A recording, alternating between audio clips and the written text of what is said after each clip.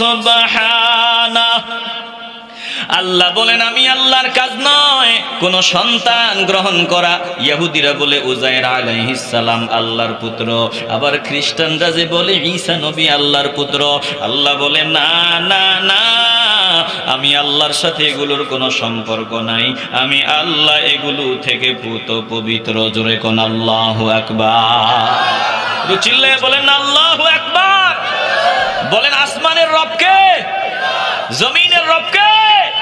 সব কিছুর রব কে? ওয়া হুয়াল্লাযী ফিস সামাই ইলাহুম ওয়া ফিল আরদি ইলাহ ওয়া হুয়াল হাকীমুল আলীম। আল্লাহ তাআলা আসমানেরও ইলাহ, জমিনেরও ইলাহ। আল্লাহ তাআলা বলেন শুনিয়া লাও, আমি আল্লাহ মহাকৌশলী, আমি প্রজ্ঞাময়। মুসলমান নবীর আশিকের দল আল্লাহর নবীর মাধ্যমে আল্লাহ তাআলা প্রশ্ন করেন, দোস্ত আমার, হাবিব আমার, তারা যে বিভিন্ন জিনিসকে রব মনে করে, আল্লাহ মনে করে, একটু তাদের আপনি প্রশ্ন করেন, তাদের একটু আপনি জিজ্ঞাসা করেন, কুল মার রব্বুস সামাওয়াতি ওয়াল আরদি, আসমান জমিনের রব কে? এবার আল্লাহ শিখায় দেয়, দোস্ত আপনি বলেন কুলিল্লাহ, আমি ছাড়া আর কেউ না। আল্লাহ তাআলা বলেন তাইলে আপনি তাদের বলেন, কুল আফাত্তাখালতুম মিন দুনিহি আউলিয়া, তারা আমাকে ছাড়া যাদেরকে অভিভাবক বানায় নিছে, বন্ধু বানায় নিছে, লা ইয়ামলিকুনা লিআনফুসিহিম নাফআন ওয়ালা দাররা। এই যে পাথরের মূর্তি বলেন, গাছ বলেন, সূর্য বলেন, তারকা বলেন, এরা কি নিজের কোনো উপকার অথবা অপকার করতে পারেনি? বলেন না না না, পাথরের বানানো মূর্তিগুলা নিজের কোনো উপকার অপকার করতে পারে না, অন্যের উপকার অপকার করা দূরের কথা। জোরে কোন ঠিক কিনা? এরা হাতে বানানো রবের পূজা করে, ইলার পূজা করে। আল্লাহ বলেন দোস্ত গো আপনি বলিয়ে দেন, লা ইয়ামলিকুনা লিআনফুসিহিম নাফআন ওয়ালা দাররা, এরা নিজেদের কোনো উপকার অথবা ক্ষতি করতে পারে না, তো তাদেরটা করা দূরের কথা। অথচ কপাল পোড়ার দল মনে করে অমুক মূর্তির পূজা করলে রিজিক পাবো, অমুকটার পূজা করলে সুন্দরী বউ পাবো, অমুকটার পূজা করলে সন্তান পাবো, অমুকটার পূজা করলে এই পাবো এই পাবো, ব্যবসায় উন্নতি হবে। এই যে তারা পাথরের বানানো দেবতাদের সামনে মাথা ঠেকায়, না না না, এদের কোনো পাওয়ার নাই, কোনো ক্ষমতা নাই, এরা নিজেদেরকেও বাঁচানোর কোনো পাওয়ার নাই। জোরে কোন ঠিক কিনা?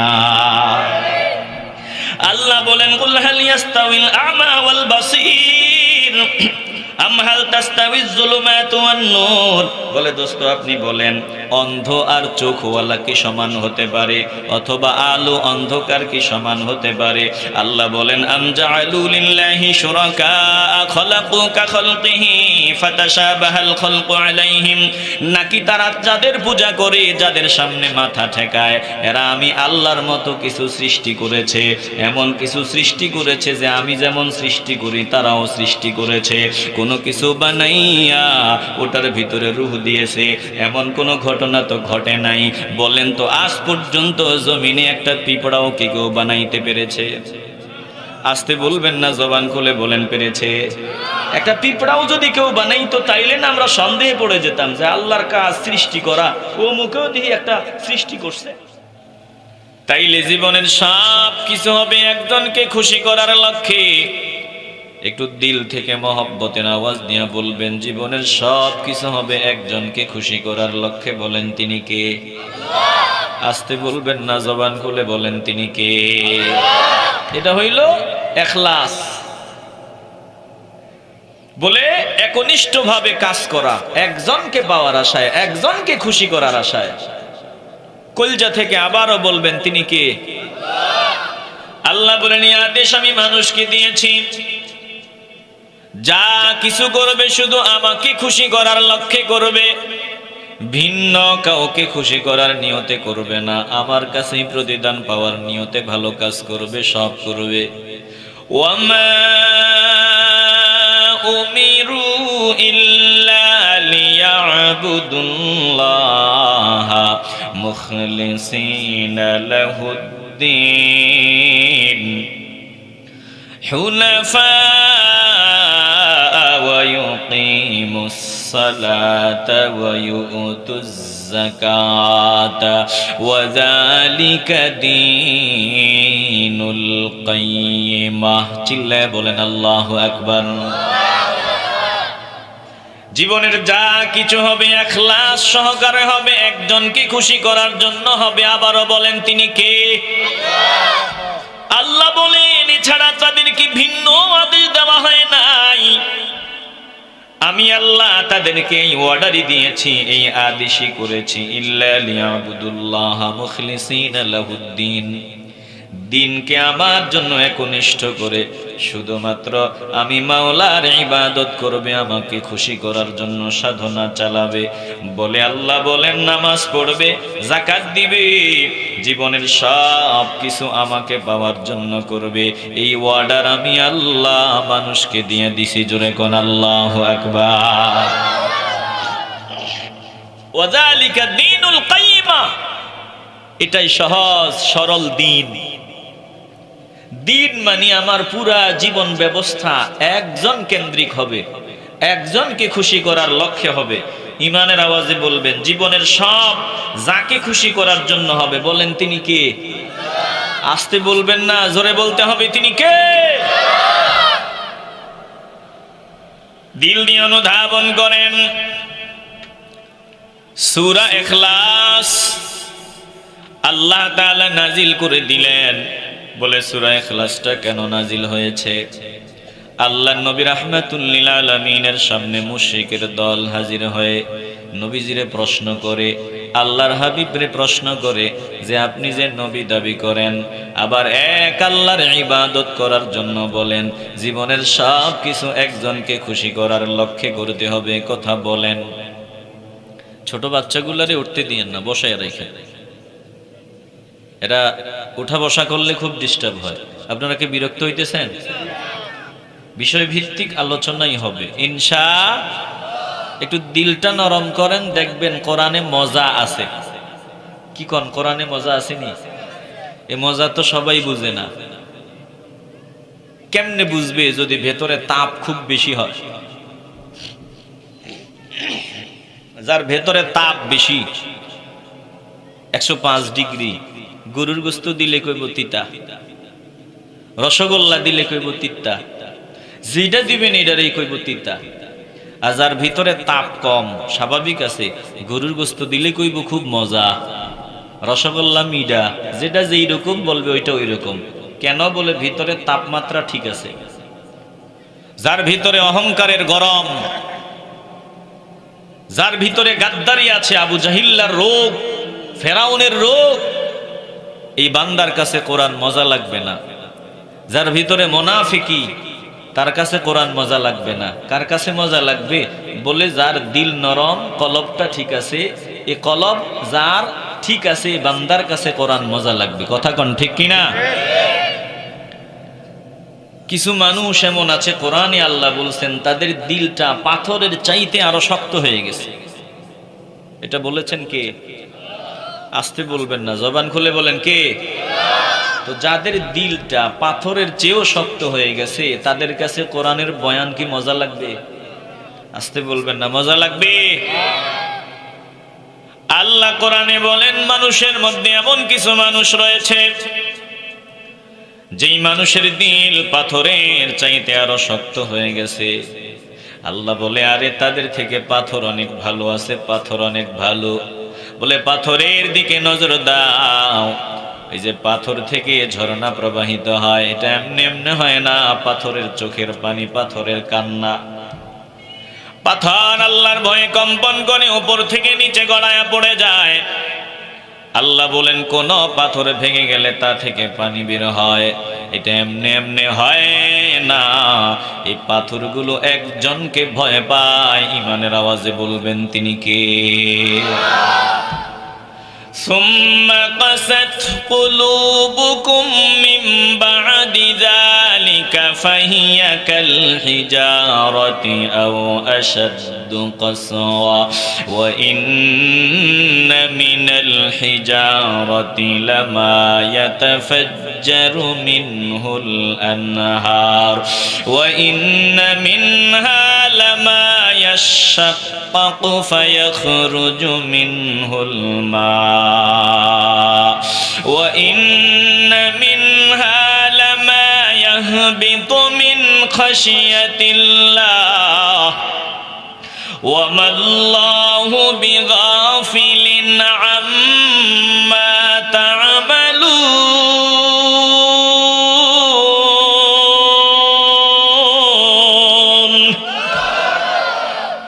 আল্লাহ বলেন পাথরের চাইতেও দিল শক্ত হয়ে গেছে এমন মানুষ জমিনে আছে।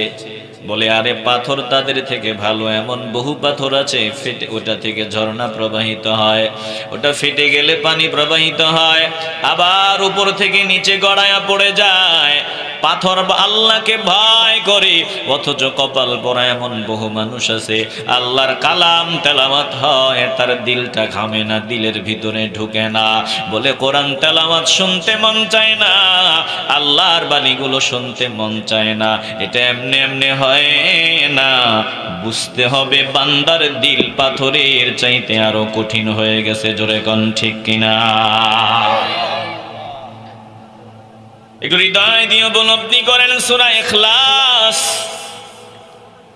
আল্লাহর নবী যখন মানুষগুলারে বোঝায়, শোনো আমাদের কিছুই নাই, সব একজনের। হায়াতের মালিক আমার আল্লাহ, মৌতের মালিক আল্লাহ, রিজিকের মালিক আল্লাহ, সব কিছুর মালিক একজন। অতএব তিনাকে খুশি করার জন্য জিন্দেগির সব কিছু হবে, তিনাকে ভয় করে চলতে হবে, আর কাউরে ভয় করা যাবে না। বলেন একজনকে ভয় করব, একজনকে খুশি করার চেষ্টা করব, বলেন তিনি কে? আসতে বলবেন না, জবান খুলে বলেন তিনি কে? ভারতকে ভয় পাওয়া যাবে না, আমেরিকাকে ভয় পাওয়া যাবে না, দুনিয়ার কোন নেতাকে ভয় পাওয়া যাবে না, ভয় ওই আর্মিকে করা যাবে না, পুলিশকে ভয় পাওয়া যাবে না, র‍্যাবকেও ভয় করা যাবে না। যে মুসলমান একজনকে ভয় পাবে, বলেন তিনি কে? আসতে বলবেন না, বলেন তিনি কে? আল্লাহ বলেন ফালা তাখাফুহুম ওয়া খাফুনি ইন কুনতুম মুমিনিন। ভয় তাদেরকে পাওয়া যাবে না, তাদেরকে ভয় করিও না, ভয় আমাকে করো। ইন কুনতুম মুমিনিন, যদি মুমিন হয়ে থাকো। মুসলমান নবীর আশিকের দল। আল্লাহ নবী যখন মানুষগুলারে বোঝায় একজনকে ভয় করে চলবা, জিন্দেগির সব কিছু একজনকে খুশি করার জন্য করবা। তিনি কি? বলে যিনি হায়াতের মালিক, মৌতের মালিক, রিজিকের মালিক, সব কিছুর মালিক। এবার যখন আল্লাহর পরিচয় মানুষের সামনে দেয়, শিরিক করা যাবে না, আল্লাহর সাথে অংশীদার সাব্যস্ত করা যাবে না। আমার নবী যখন তাওহীদের দাওয়াত দেয়, বলে তদানীন্তন সময়ের মুশরিকের দল নবীর সামনে দাঁড়ায় কয়, ও মুহাম্মদ সাল্লাল্লাহু আলাইহি ওয়াসাল্লাম, তুমি যে রবের কথা বলো, আমরা এই রবের পরিচয় চাই, রবের একটু পরিচয় আমাদের সামনে উপস্থাপন করো। বলে রবের পরিচয় দাও, বংশ পরিচয় দাও। রবের গোত্র কোনটা, বংশ কোনটা? একটু আওয়াজ দিয়ে চিল্লায়া বলেন না নাউজুবিল্লাহ। আওয়াজ দিয়ে বলেন না নাউজুবিল্লাহ। আল্লাহর গোত্র, আল্লাহর বংশ পরিচয়। বলে আল্লাহর বংশ পরিচয় জানতে চায়। বলেন তো আল্লাহর কোনো বংশ আছে নাকি? মাথা দিয়ে না, জবান দিয়ে বলবেন আছে। আল্লাহর পরিচয় কেমন? বলে আল্লাহ কেমন এটা তারা জানতে চায় নবীজির কাছে। একটু দিল দিয়ে অনুধাবন করেন। তারা নবীর সামনে যারা প্রশ্ন করেছিল, তারা মনে করতো যে আল্লাহ একজন হতে পারে, এটা কল্পনাও করা যায় না। কারণ তারা বটগাছরেও খোদা মনে করে, মূর্তিরেও খোদা মনে করে, যেটা দেখে ওটাকেই রব মনে করে। বলেন এই রকম আমাদের দেশেও আছে না নাই? আসতে বলবেন না, জবান খুলে বলেন আছে না নাই? আল্লাহ নবীর সামনে দাঁড়ায় কয়, ও মুহাম্মদ সাল্লাল্লাহু আলাইহি ওয়াসাল্লাম, বলো বলো তোমার রবের বংশ পরিচয় জানায় দাও। রবের বংশ পরিচয় কি একটু জানতে চাই। যখন আল্লাহর সামনে, নবীজির সামনে যখন আল্লাহর সম্পর্কে, আল্লাহর পরিচয় জানতে চায়, আল্লাহ তাআলা আল্লাহ নবীরে বলে, দোস্ত আপনি বলে দেন, আমার ব্যাপারে আপনি জানায় দেন। বিসমিল্লাহির রাহমানির রাহিম। একটু পড়েন না, বিসমিল্লাহির রাহমানির রাহিম। কুল হুয়াল্লাহু আহাদ আল্লাহুস সামাদ লাম ইয়ালিদ ওয়া লাম ইউলাদ ওয়া লাম ইয়াকুল লাহু কুফুয়ান আহাদ। চিল্লায় কোন আল্লাহু আকবার। এই যে আপনারা আমার সাথে পড়ছেন, লাভ হইছে না লস হইছে? আসতে বলবে না, লাভ হইছে না লস হইছে? বলে এই যে আপনারা তেলাওয়াত করেছেন, তেলাওয়াত করতে দেরি হয়েছে, আল্লাহ তাআলা পুরা কোরআন শরীফের 3 ভাগের 1 ভাগ তেলাওয়াত করলে যে সওয়াবের মালিক হইতেন, যে সওয়াবের মালিক হইতো, সমপরিমাণ সওয়াবের মালিক আল্লাহ বানায় দিছে। আরো আসতে কন্যা সুবহানাল্লাহ। নেকির দরকার আসেনি? এ বাবা, দুনিয়াতে ভালো থাকার জন্য, ভালো চলার জন্য টাকার প্রয়োজন। বলে দুনিয়া থেকে বিদায়ের পর অনাদি অনন্তকালে জান্নাতের আরাম, জান্নাতের নিয়ামত ভোগ করার জন্য নেকির প্রয়োজন, ঈমানের সাথে আমলের প্রয়োজন। অতএব জান্নাতের বাগানে আসছো, একটু আমল ঝুরির মধ্যে জমা করা দরকার। আমল লাগবে তো? কথা কয় না, মাথা দিয়ে না, জবান দিয়া বলবেন আমল লাগবে নি। আল্লাহ নবী রাহমাতুল লিল আলামিন সাহাবায়ে কেরামদেরকে বললেন, কে আছো কোরআনের 1/3 তেলাওয়াত করবা? বলে 1/3 কোরআনের 3 ভাগের 1 ভাগ তেলাওয়াত করবা, শুনি কেউ? এবার সাহাবারা ডাক দিয়া বলি, ইয়া রাসূলুল্লাহ, এটা তো কষ্টকর, রাতের বেলা তেলাওয়াত করা এটা বড় কষ্টকর, 3 ভাগের 1 ভাগ। আল্লাহ নবী বলে, শুনিয়া লও, যদি সূরা ইখলাস তেলাওয়াত করো তাইলে 3 ভাগের 1 ভাগ তেলাওয়াত করার সমান সওয়াব আল্লাহ আমলনামায় দান করে দিবে। একটু আওয়াজ দিয়ে বলা যাবে না সুবহানাল্লাহ? যে আওয়াজে সুবহানাল্লাহ কর, মনে হয় কেউ বন্দুক মাথার মধ্যে ধইরা রাখছে, একটু আওয়াজ বেশি হইলে টিপ দিয়ে দিব। হ্যাঁ, এরকম নাকি? সুবহানাল্লাহ বললে লাভ না ক্ষতি? তো একটু আওয়াজ দিয়ে বলেন না সুবহানাল্লাহ। একটু দিল নরম করে দেন। তাইলে একবার তেলাওয়াত করলে কোরআনের 3 ভাগের 1 ভাগ তেলাওয়াতের সওয়াব, 2 বার তেলাওয়াত করলে কোরআনের 3 ভাগের 2 ভাগ তেলাওয়াতের সওয়াব, 3 বার তেলাওয়াত করলে পুরা কোরআন তেলাওয়াতের সওয়াব আমলনামায় দান করে দিবেন কে? একটু আওয়াজ দিয়ে বলবেন কে? এই সূরাটা কত দামি সূরা, দিল দিয়ে অনুধাবন করে নেন। আমার নবী রাহমাতুল লিল আলামিন একজন সাহাবাকে আমির বানাইয়া, বলে কয়েকজন লোকের নেতা বানাইয়া নবী তাদের পাঠায় দিলেন। এবার ওই সফরের মধ্যে যাকে আমির বানানো হয়েছে, তিনি যত রাকাত নামাজ পড়েছেন, বলে প্রত্যেক রাকাতে সূরা ফাতিহার পর সূরা ইখলাস চালায় দেয়। প্রতি রাকাতেই সূরা ফাতিহার পর সূরা ইখলাস।